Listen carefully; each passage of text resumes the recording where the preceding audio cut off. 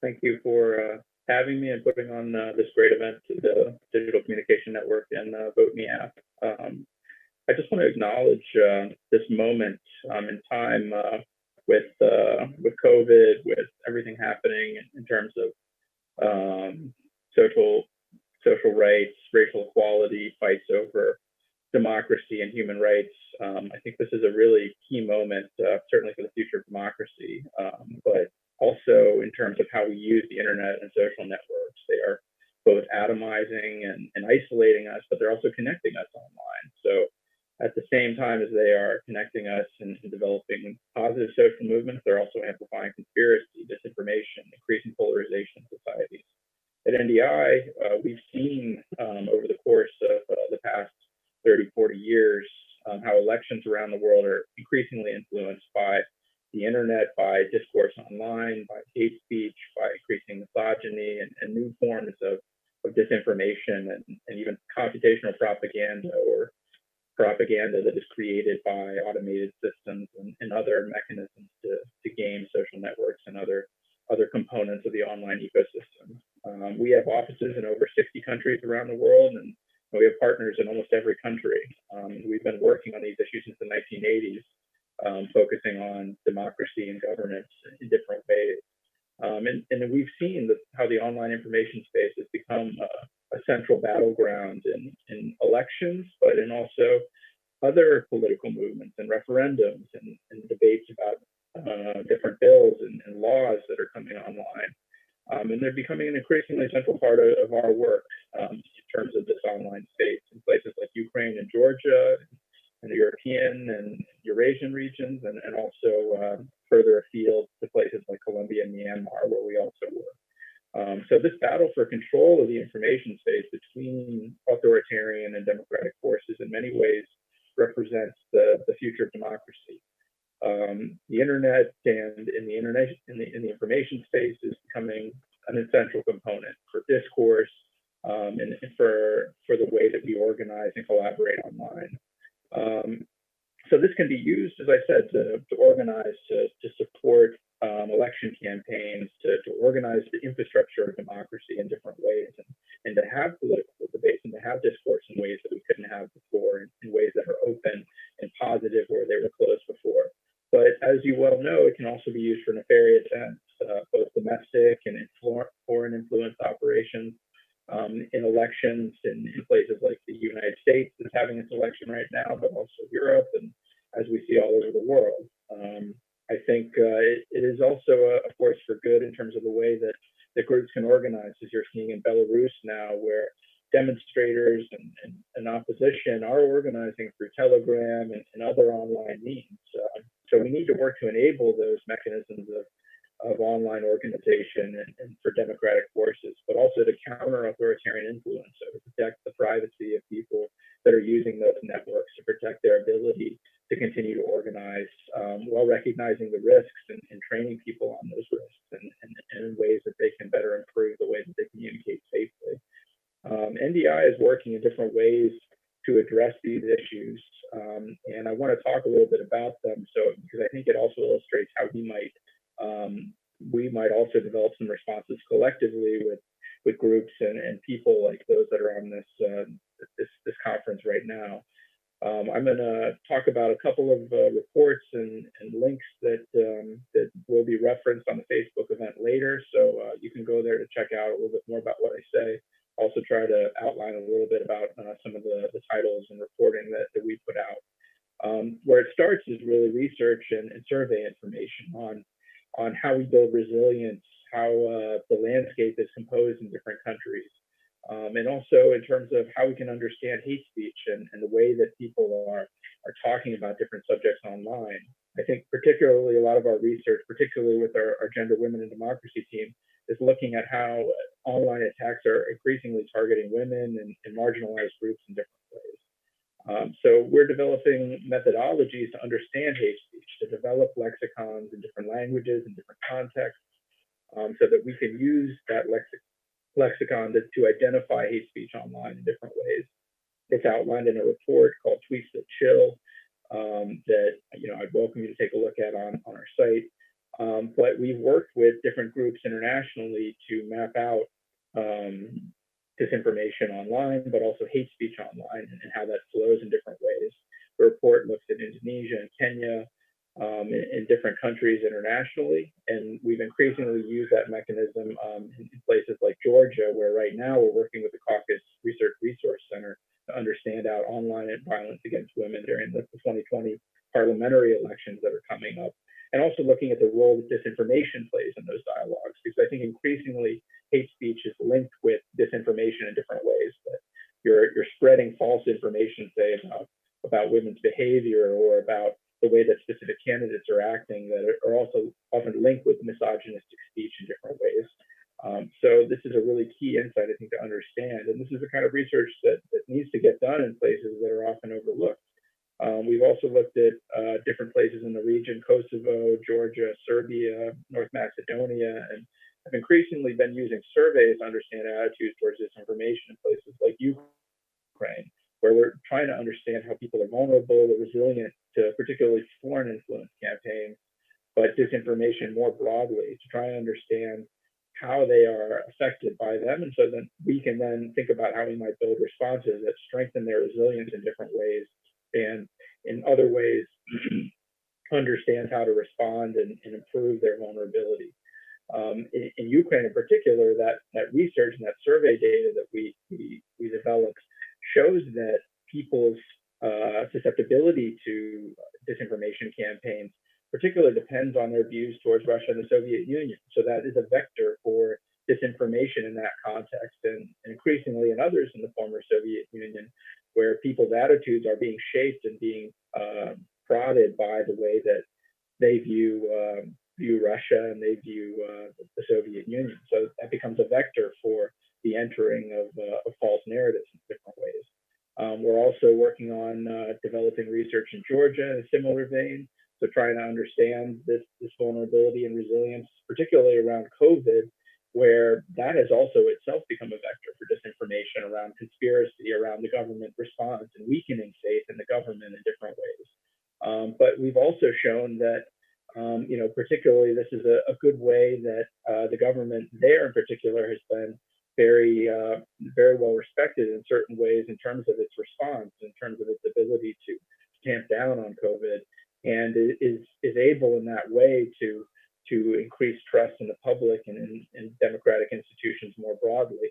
I think this is a really important component to understand, where people have this idea in their head that that these influence campaigns or disinformation is targeting candidates or targeting political parties. In many cases, it's targeting the democratic experiment overall. It's targeting media. It's targeting democratic institutions like Congress or like Parliament. So it's really important to understand that it works in different ways, and that there are different ideas around it that are good to get at and good to support generally transparency in government, good governance as a concept, to really increase that trust and faith in institutions. And that, in turn, will also encourage people to discount false narratives about the way that they're operating. In addition, we've been doing research in the Western Balkans in a similar vein, trying to understand how false narratives work there. There, we've seen how, particularly the way that citizens engage in microenvironments with family, with friends, with communities, is often where public opinion is shaped, and which makes them particularly susceptible to media and social media-based disinformation campaigns. So this is also where we need to think about ways of reaching them in different mechanisms, and this is part of the challenge, frankly. I think we've seen in Kosovo in particular that online violence against women and misogyny has spiked during the pandemic. Our research has shown that there has been a spike in attacks that drive political divisions, and as I say, have been able to spread disinformation and really weaken faith in democratic institutions in different ways in that context. But also at the same time, some signs of hope that citizens were often able to identify more blatant disinformation, and were also able to characterize it correctly in that way as disinformation. But they did struggle with more advanced forms of false media, such as doctored videos or deepfakes. So there are challenges there, especially when those messages are in alignment with with existing social norms, say around the place of women in society or the traditional family. So research is one key component to look at, and one where we're eager to develop new partnerships and new engagement. We're also looking specifically at elections and how to develop election observation in new ways for the online space. I think we've been working for several years now to integrate long-term analysts or analysts within our election observation that are looking at contexts like Georgia, like Ukraine in different ways, but also developing partnerships with local domestic observers and improving their capacity to do this kind of work, to look at social media. In Georgia right now, we're looking at both traditional and social media and trying to understand Georgia's vulnerabilities in terms of this upcoming election that will be happening at the end of the month. And we've released a pre-election analysis, the Georgia Election Watch, in August, and we'll be also releasing increasing reporting around the overall election environment, but including the online space in the coming months. We've worked with partners in other places like Myanmar, Nigeria, and Cote d'Ivoire to map social media as well. So I think developing that methodology and working on elections in particular is one way that we can really strengthen democracy in the future, and one way that we can really engage on these issues, both as an international organization, but also particularly with local organizations that understand that context. So I think really reimagining how that we work on these issues is one key way that we'll be able to bridge these gaps and to really engage collectively on responses, particularly in the electoral context. One particular example from the Georgian case I want to highlight, and I think will be shared on the Facebook event afterwards, is a story of how we collaborated with Georgian groups to have a discussion with Facebook about how they're sharing information about that context, and particularly expanding their online tools such as the ads database that they've developed to share information about political ads that are happening in the US and in Europe and in other political contexts to countries like Georgia, so that groups can analyze what's happening and also strengthen reporting and other engagement with these groups so that Facebook can have a better understanding of what's going on and be able to respond more quickly to events as they happen. So we worked with them and have with Georgian groups to engage with Facebook in particular, so that they opened up their political ad database for review during this political season, and is now available for any group now that wants to work on understanding the Georgian context to look at those political ads and to have them available for analysis both now and in the future. So I think this is a really key other component that we've been working on, and also more broadly developing international norms for election observers, such as Democratic Reporting International, the Carter Center, and a number of other groups that have been working in this space for many years. As I said, I think election observers are really a new front in this online battle for the future of democracy in different ways. So they're going to need to develop new methodologies, new normative frameworks for working on these issues. I think another key component is work in terms of building networks, knowledge sharing around this. In Ukraine, we formed a disinformation hub with partners like StopFake, Texty, other CSOs to work to develop, to share experience in terms of doing this online monitoring. And also linking internationally with groups. We've developed the Design for Democracy Coalition, which is an international coalition of groups engaging with platforms to share research, to coordinate around these kind of issues, and to really develop the platform's capabilities to understand the democratic context, to engage with partners, and to really develop their principles in line with democratic concepts. I think these linkages with Silicon Valley are another key. I think Facebook, Twitter, and others are having huge impacts on the way that you and others in the region and also internationally are interacting online. So we need to engage with them in different ways to improve that capacity and to improve that engagement. They need to develop their reporting mechanisms in line with local context. So they need better data about that, but they also need to share better data about what's happening. So that's where the ad database comes in. That's where tools like CrowdTangle come in, where you have that visibility into the online space. And I think we're really looking to develop those kind of tools as well, and to really work with them to engage and develop tools that are capable of seeing the patterns online, identifying bad content, identifying networks and individual accounts that are doing harmful things to the online space, and also to boost positive information and accounts that are working in good faith through the democratic process to talk about issues, to have debates, to discuss concepts that affect us all. So I think real changes are possible in 2020. There's no doubt that the U.S. election is having huge impacts on all these debates, and particularly with the platforms. The ads database, the improvements in moderation, the way that the algorithms work to promote and demote content are all being shifted in very radical ways in this cycle, just as they were in 2016. So I think this is another key year that we all need to work to engage with, particularly platforms, to understand what's happening and to push them in the direction of democratic principles and strategies. So as I mentioned, we're really looking to engage, to develop tools, methodologies in that sense. We've been working to develop our own internal tools. We have one called Factalizer that works to now analyze social media accounts in different ways to map out these networks. Zero Archive is another tool that we've developed in collaboration with a Taiwanese civil society organization, and also support for local partner tools such as Texty, that was developed in Ukraine to develop social media mapping and visualization capacity.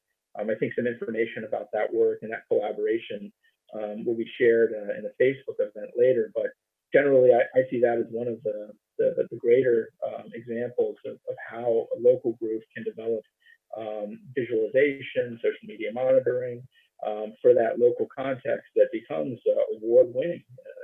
It's been one of the best examples I think that I know internationally of groups working on these issues and being able to develop those kind of tools. So we want to support that. We've also developed guides that are training people on how to do this. We developed a guidance on data analytics for social media monitoring that's also on our site, that describes how to do this kind of monitoring and how to do this kind of analysis. So, in all these different ways, I think we're working to develop tools, to engage with platforms, to develop research, to work on better election observation in different ways, to overall strengthen the way that the governance process works, the way that the public interacts with the government and perceives it, and also the media and other critical democratic institutions overall, and increasing that confidence and increasing that ability and that capacity for governments to understand what's happening, to work with different stakeholders, including the private sector, including civil society, including the media in different ways, and to having those open channels and to having that will increase that confidence and trust in government, and ultimately will push us to move beyond these current crises, because I think that's the only way really I can see forward to work on these issues in the online space in different ways, and to really push beyond and develop democracy in a new model that I really think we're going to have to focus on in these difficult times, to think about how we reimagine this online this democracy for the online world in different ways.